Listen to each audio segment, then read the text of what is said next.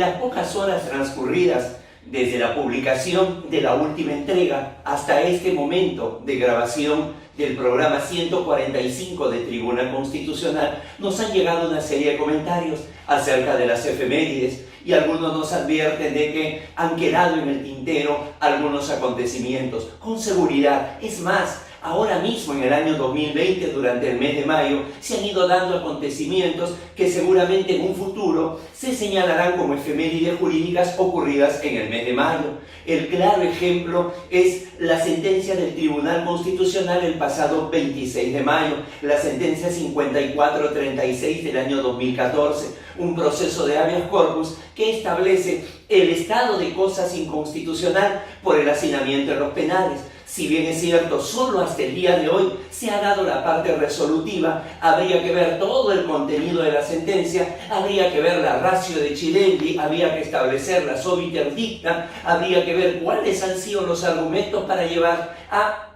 una decisión que, atención, da para el análisis, porque si uno repara, es un expediente que el Tribunal Constitucional lo recibe en el año 2014 y lo resuelve en el año 2020. Eficacia de derechos fundamentales. Segundo, que el Tribunal Constitucional sobre los procesos de la libertad tiene jurisdicción negativa, es decir, el caso que ha llevado para determinar una política nacional penitenciaria, el Poder Judicial lo denegó en doble instancia. Y por último, ya la misma sentencia estructurada estableciendo una nueva política pública. Así es, van ocurriendo los hechos y, nuevamente, de una manera a veces tangencial y otra frontal, se relacionan con el derecho. Soy Guido Aguilar Grados y le doy la más cordial bienvenida al programa 145 de Tribuna Constitucional. Efemérides jurídicas, la segunda parte del mes de mayo. No olvide suscribirse. Mientras más crezca la comunidad de Tribuna Constitucional, si estos programas tienen algún aporte, llegarán a un mayor número de personas. Bienvenidos.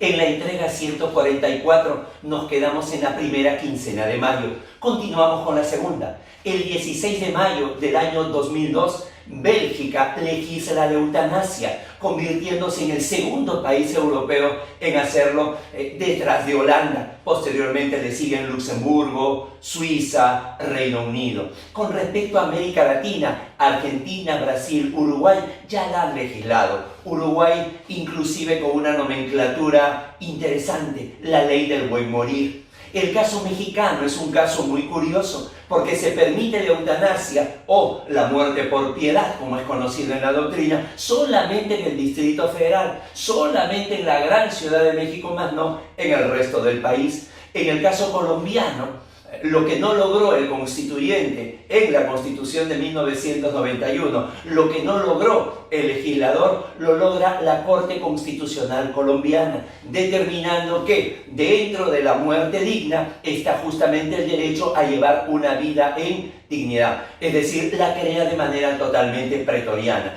Y en nuestro país estamos a un paso de ello. Si bien es cierto, el Código Penal en el artículo 112 regula el homicidio por piedad hasta con una pena privativa de libertad de 3 años, actualmente se encuentra en trámite una demanda de amparo interpuesta por la Defensoría del Pueblo en favor de Ana Estrada, una mujer de 43 años que sufre de polimiositis. De tal manera que ella misma señala en un vídeo que está en el portal de la misma Defensoría que cuando ella ingresa al Hospital Rebagliati su vida se acabó y ruega y pide que justamente se le aplique la eutanasia. Con una curiosidad, si es que esto el Poder Judicial en su segunda instancia declara fundada la demanda, también tendrá, al igual que en Colombia, la eutanasia una creación jurisprudencial, pero no dada por la más alta Corte de Justicia, sino dada por el Poder Judicial en segunda instancia. Seguimos. El 17 de mayo, pero de 1980, será el primer acto de Sendero Luminoso. Se dio en el pueblo de Chuchi, en Ayacucho, cuando van a saltar y van a tomar ánforas que estaban listas para que el día siguiente, el día 18 de mayo de 1980, se lleven a cabo las elecciones. que finalmente terminaron con el triunfo de Fernando Belaúnde Terry para que desarrolle un segundo gobierno. ¿Cuál es la trascendencia jurídica de Sendero Luminoso? Muchísima. No solamente a lo largo de toda la década de los 80 y parte de los 90, sino que a raíz de la aparición del fenómeno terrorista, algo que nunca se había dado, entonces va a originar modificaciones, trastornos, primero en la legislación penal, luego en la legislación procesal penal y por último en el ámbito del derecho de ejecución penal. El 19 de mayo, pero de 1773, se produce el nacimiento de Manuel Lorenzo de Vidaurre y Encalada, uno de los precursores de la independencia, uno de los próceres, uno de los intelectuales, personaje que acompañó a Bolívar tanto en su apogeo, pero luego se apartó en su perigeo. Rompe con Bolívar cuando él insiste en hacer la llamada Constitución vitalicia. Se aparta Vidaurre para estar más bien al lado de Luna Pizarro. Él fue el fundador de la Corte Suprema, su primer presidente, algo que además repitió 2 veces más, 3 veces presidente de la Corte Suprema de la República. El 22 de mayo, pero del año de 1949, se promulga la Ley Fundamental de Bonn, la Constitución de la República Federal Alemana, la Alemania Occidental, la Alemania capitalista. No llegó a llamarse Constitución porque se tenía la ilusión de que esta Alemania, que solamente era una parte,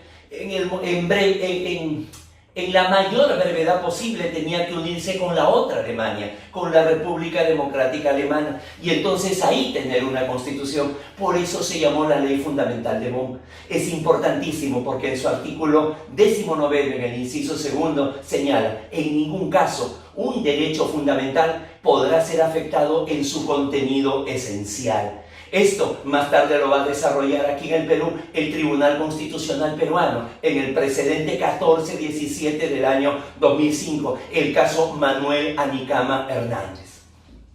El 23 de mayo, pero del año de 1969, se aprueba la Convención de Viena, más conocida como el Derecho de los Tratados, es decir, terminada la Segunda Guerra Mundial y todavía escuchándose el eco de las palabras de Hitler, que señalaba que las fronteras no eran establecidas por la divinidad, sino que las hacían los hombres, y los hombres eran quienes debían modificarla, establece este compromiso internacional, señalando de que no existe, bajo ninguna razón, un país podía decir: en mi legislación interna dice esto, para romper el tratado. Con esto entonces se buscaba, se pretendía que los tratados se cumplieran como verdaderos compromisos, ya no solamente como un soft law. Es más, esta Convención de Viena establece su vigencia desde el año de 1980 hacia adelante, por más de que fue firmada en 1969, no tiene efectos retroactivos. El Perú también la ratifica mediante el Decreto Supremo 29 del año 2000. El 27 de mayo tiene una importancia doble.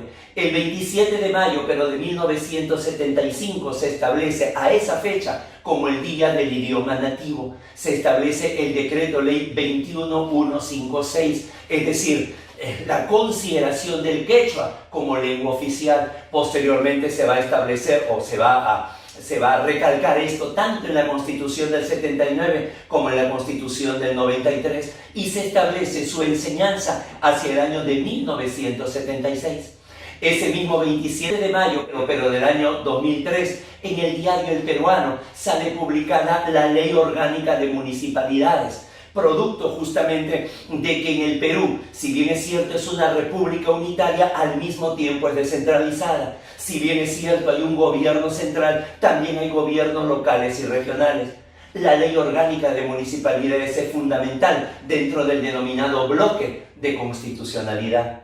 El 30 de mayo del año de 1998 se va a aprobar el reglamento del Congreso. Suena a veces un poco débil el nombre de reglamento. En realidad es la ley orgánica del Poder Legislativo, aquello donde se establecen cuáles son los procedimientos, cuáles son las mayorías, cómo es que funciona el antejuicio y el juicio político, aquellas funciones cuasi jurisdiccionales que tiene el Congreso de la República. Por último, el 31 de mayo, pero del año 2004, sale publicado en el Diario Oficial del Peruano el Código Procesal Constitucional, que tendría una vacatio legis de 6 meses para entrar en vigencia el 1 de diciembre del mismo año. Este Código Procesal Constitucional que no solamente va a establecer a los procesos constitucionales peruanos en un mayor orden, con una mayor organicidad, con una mejor terminología, sino que fundamentalmente lo que va a buscar es la eficacia de estos procesos constitucionales. Por eso va a traer la figura del precedente, va a traer la figura de la doctrina jurisprudencial, va a traer la figura de la actuación inmediata de la sentencia, va a traer la figura de la represión de actos lesivos homogéneos. Ya a este Código Procesal Constitucional, con algunas modificaciones, es el que rige los destinos de los procesos constitucionales peruanos y además fue el primero en América Latina. De esta forma estamos llegando al colofón de la presente entrega. A este equipo que forma parte de Tribuna Constitucional, tanto jurídico como técnico, se ha sumado Bruno Aguilar Grados, un verdadero calendario andante, es quien ha advertido todas estas efemérides, un notable profesional y además tengo el orgullo de ser su hermano. No olvide suscribirse, no olvide difundirlo. Nos vemos pronto. Muchísimas gracias.